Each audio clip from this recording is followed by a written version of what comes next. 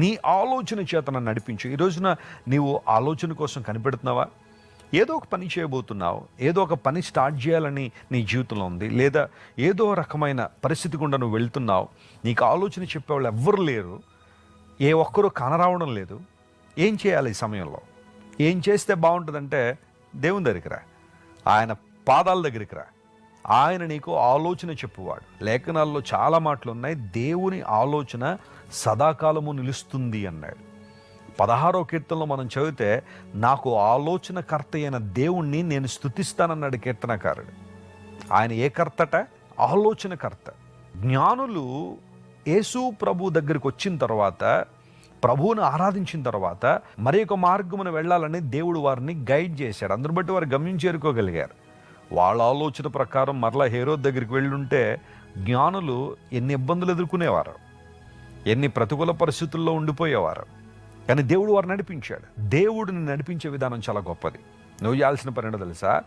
నీ స్వబుద్ధిని ఆధారం చేసుకోక దేవుని మీద నువ్వు ఆధారపడాలి. చాలాసార్లు మన ఓన్ అండర్స్టాండింగ్ మీద ఆధారపడిపోయి తప్పుడు నిర్ణయాలు తీసుకుని ఇబ్బందులు పాలవుతుంటాం, లేదా దుష్టుల ఆలోచన చొప్పున నడుస్తూ ఉంటాం. మొదటి కీర్తనలో అదే అంటాడు కదా, దుష్టుల ఆలోచన చొప్పున నువ్వేం చేయకూడదు, నడవకూడదు. కొంతమంది ఏమో తమ మూర్ఖత చొప్పున నడుస్తారట, తమ హృదయంలో పుట్టే మూర్ఖత. కొంతమంది ఏమో దుష్టులు చెప్పే ఆలోచన ప్రకారం నడుస్తూ ఉంటారు. అందును బట్టి తీవ్ర నష్టాలు ఎదుర్కొంటున్నారు. నిన్ను గైడ్ చేస్తుంది ఎవరు? నిన్ను నడిపిస్తుంది ఎవరు?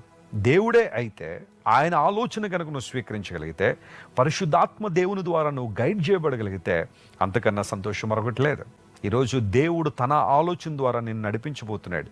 కొన్నిసార్లు నువ్వు ఊహించిన రీతిలో, నువ్వు ఎక్స్పెక్ట్ చేయని రీతిలో దేవుడు నీతో మాట్లాడతాడు. అది కొంతమంది సేవకుల ద్వారా కావచ్చు, వాక్యం ద్వారా కావచ్చు. దేవుడు తన ఉద్దేశాన్ని బయలుపరిచినప్పుడు ఆయన మాటకు నువ్వు లోబడగలిగితే ఖచ్చితంగా దేవుడు నూతన కార్యాలు నీ జీవితంలో జరిగిస్తాడు.